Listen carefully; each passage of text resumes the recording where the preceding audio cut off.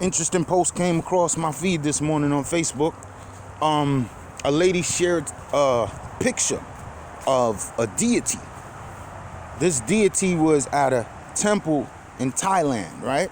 And what was interesting is that he was sitting on like a 3-headed elephant, and he had his 2 mates with him. He had these 2 women, and she was asking, what's the name of the deity, if anybody knows the name of the deity.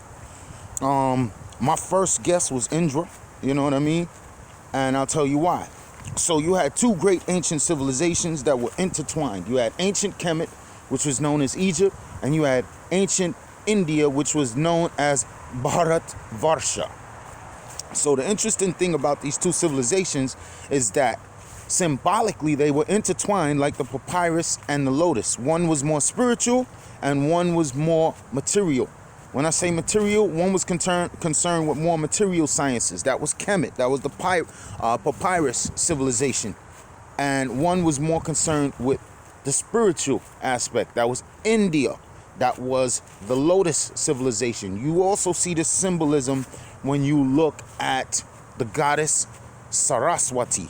Saraswati is the goddess of learning, the goddess of rivers, the goddess of the flow. And in her hands, in her right hand, she has a potent spiritual symbol. And that spiritual symbol is japa beads, meditation beads, a string of 108 beads that you use to chant the holy names of the Lord.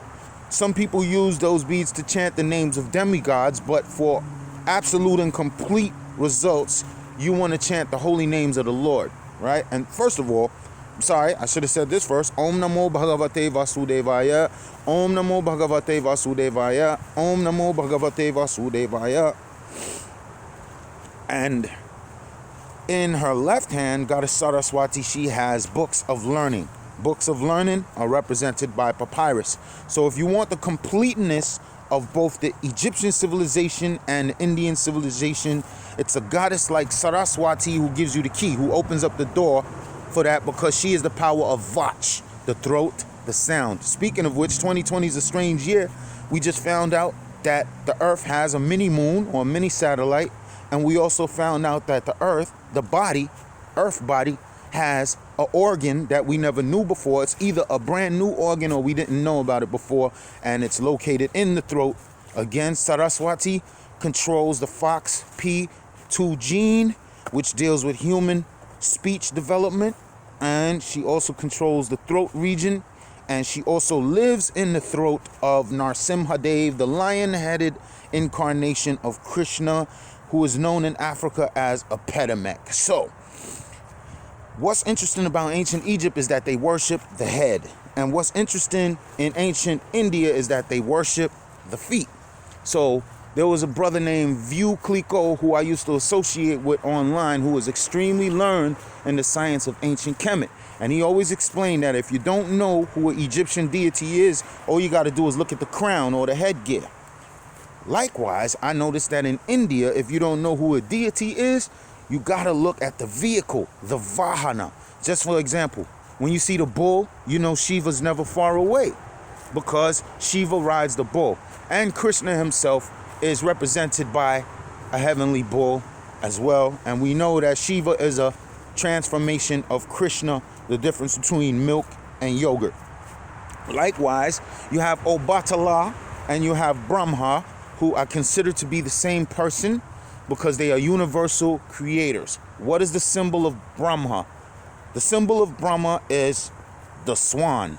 And the symbol of Obatala is many things.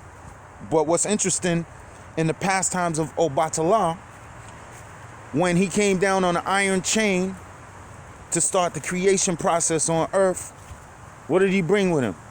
He brought a rooster with him, bird. He brought a bag of dirt, and he brought, I think it was just a rooster and a bag of dirt, maybe some seeds. But I know for a fact that that bag of dirt, he came down on the iron chain formed by Ogun being one of my fathers. When he came down, there was nothing but water, just like the Bible says, void and formless. And it was just waters on the surface of the earth. And what did ancient Egypt say? A mound rose from those waters. And what did Obatala do? He put that bag of dirt down on the waters, the rooster on top of that, and the rooster began to scratch and scratch and scratch, and he spread out the bag of dirt, and that's how the land came about. So we see that if you want to find out who Brahma is, all you got to do is look for the swan. And if you see a rooster or a different type of bird, but the point is bird, then you know that that's Obatala.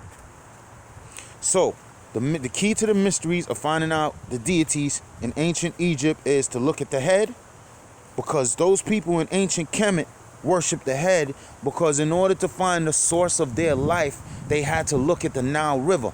And if you follow where the Nile River flows from, it's one of the only rivers that flows from south to north. So they had to look to the head. They had to look to the southern portion of Africa to find out where their civilization and their ancestors came from. These were not Arabs. These were not Europeans. The original people of Kemet were black like the soil. And every indigenous group on the planet Earth, especially Native Americans, teach that they come from the soil.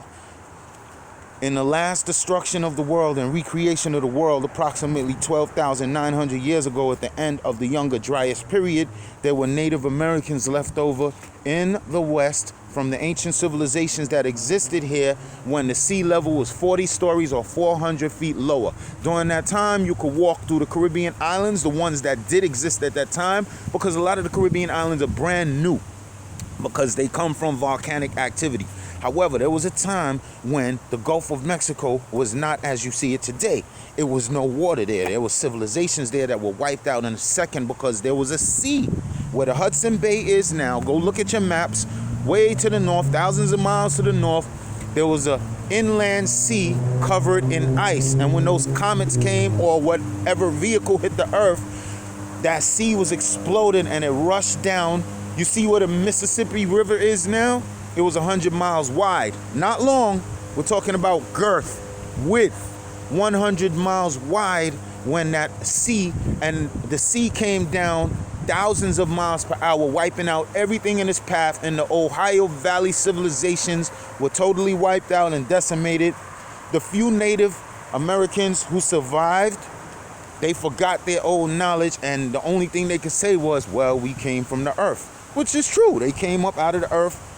Whatever happened, however they survived, wherever they hit at, after that flood was over, they came up out of the earth and they began to regenerate the species until the Europeans arrived in the 1400s and further decimated their populations. And it just so happens that today is the day when the Caucasian nations of the world, the Caucasian nations of the West, like America and partially Canada, give thanks for the arrival of the pilgrims and the fact that they couldn't survive. So the Native Americans taught them how to survive, how to eat, and in return, they genocided my people off.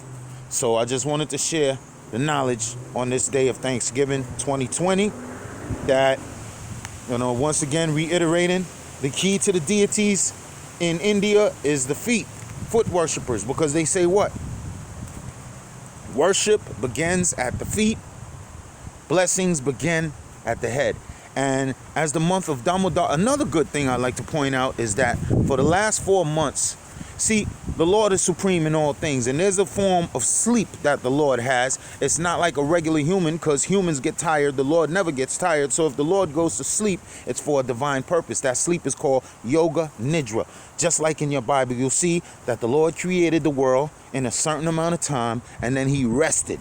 When he took rest, people was like, oh, God is a human mortal like me. No, if God is sleeping, if God is having sex, it's something divine. And if God is sleeping, it's something divine. If God is moving, it's something divine. And if God is staying still, it's something divine or transcendental. It's not like our activities. So for the last 4 months in the Vedic Indian civilization, people stayed still. It is called Chaturmas, or a period of 4 months. It is the monsoon season. It is a holy season, because during that monsoon season, that's how you had an interaction between the lotus and papyrus civilizations of Egypt and India.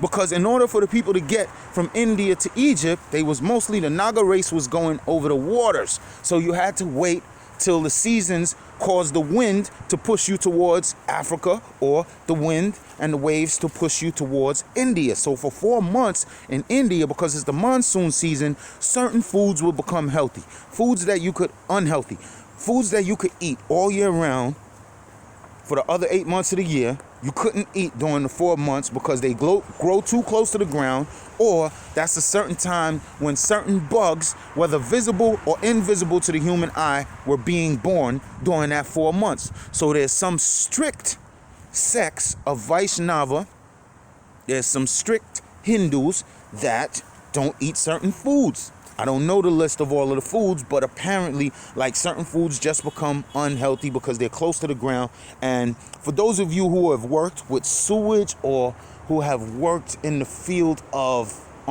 restoration, you'll know that there's different types of groundwater and there's different types of flood water. And the worst of all flood waters is, of course, called black water, because black water is a mixture of sewage and chemical contamination.